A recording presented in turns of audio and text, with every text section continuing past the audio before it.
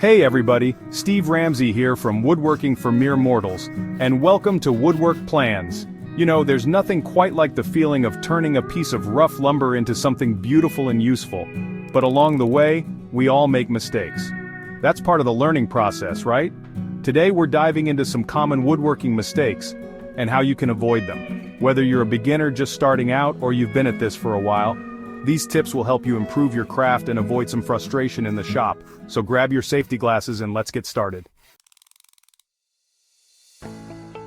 Alright, let's talk about measurements. They might seem mundane, but they are the backbone of any woodworking project. I know, it's not the most exciting part of woodworking, but trust me, it's the foundation of a successful project.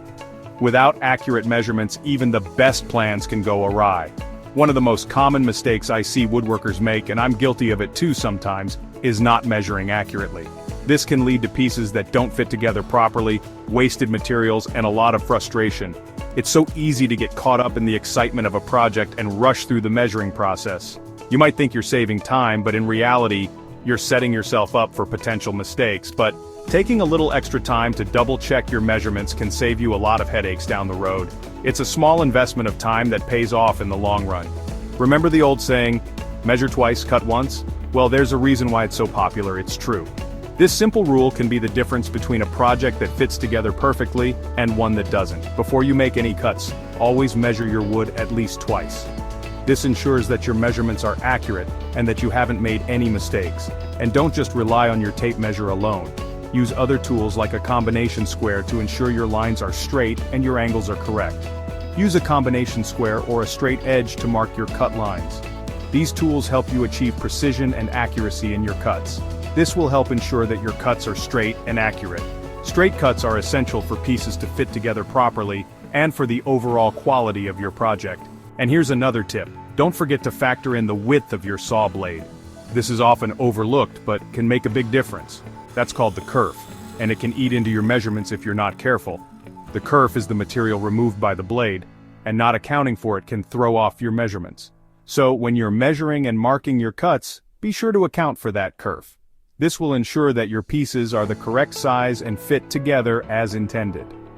Now I know sometimes it feels like you're measuring more than you're cutting, but trust me, taking the time to get those measurements right will make a world of difference in the quality of your finished project.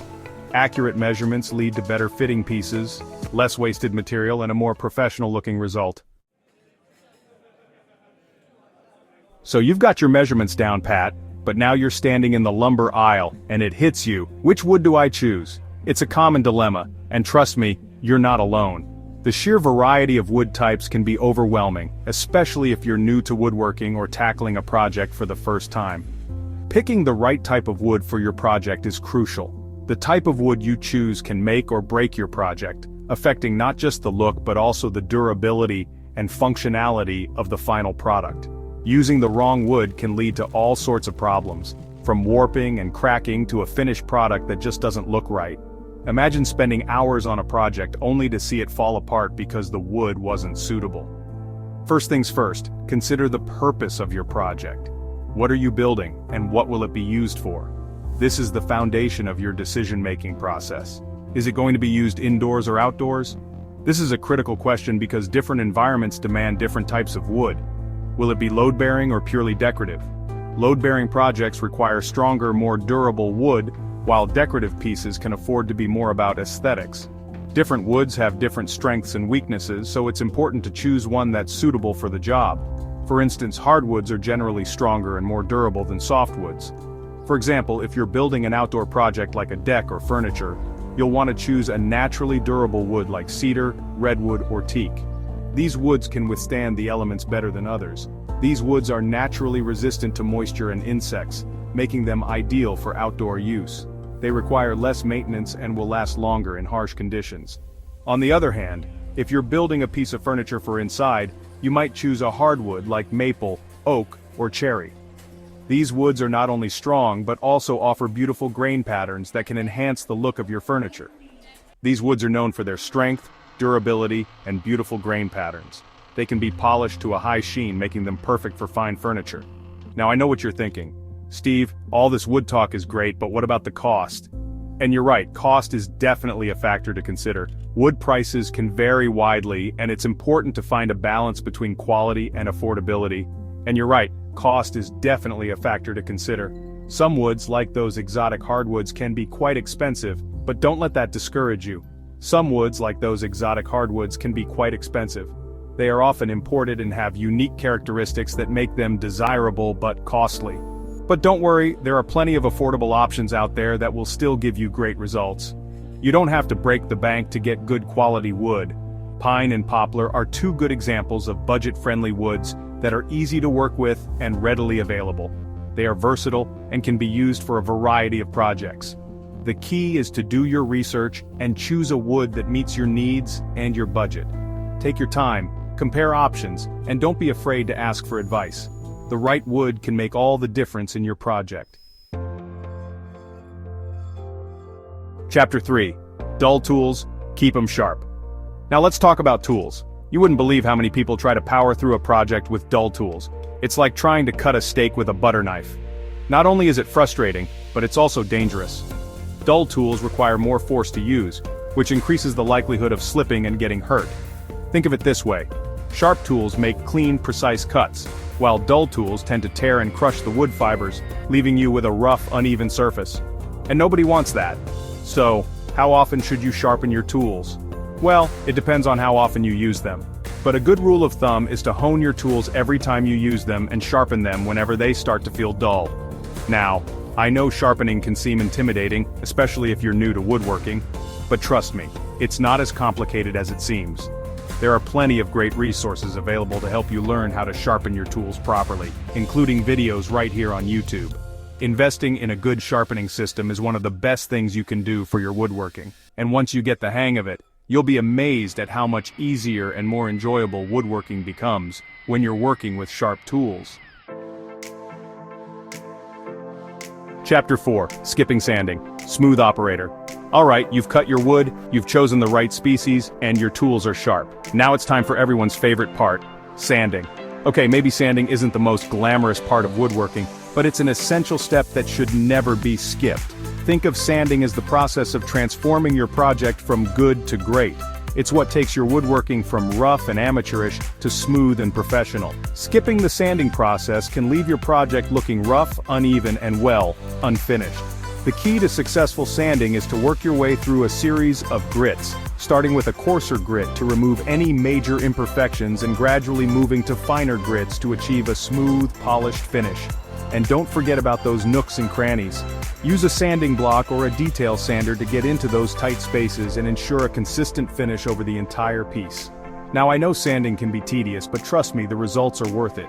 A little elbow grease goes a long way in achieving a beautiful, professional-looking finish.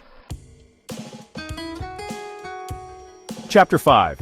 Ignoring safety. Safety first, always. Now, before we wrap things up, let's talk about something that's incredibly important. Safety.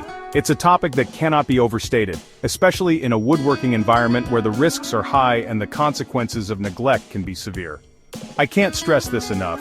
Safety should always be your #1 priority in the workshop. Whether you're a seasoned professional or a weekend hobbyist, the rules of safety apply to everyone. Woodworking can be a dangerous hobby if you're not careful. The tools we use are powerful and can cause serious injury if not handled properly.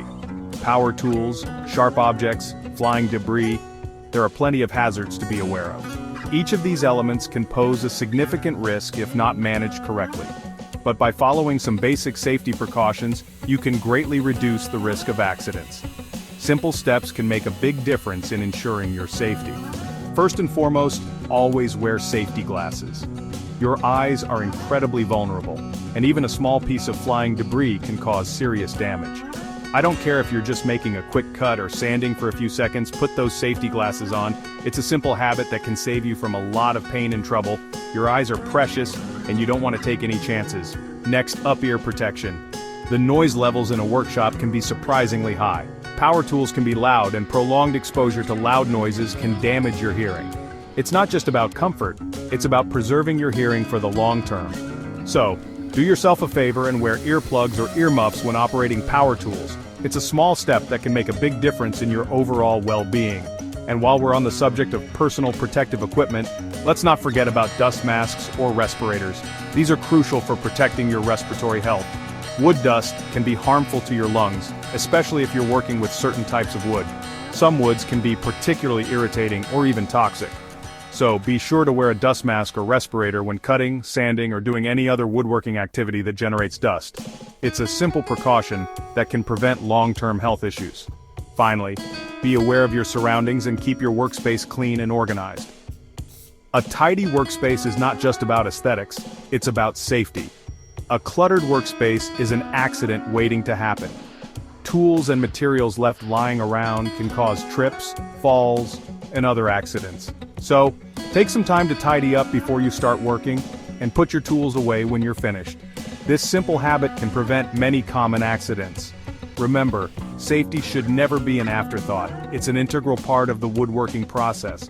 By making safety a priority in your workshop, you can relax, enjoy the process, and create beautiful woodworking projects for years to come.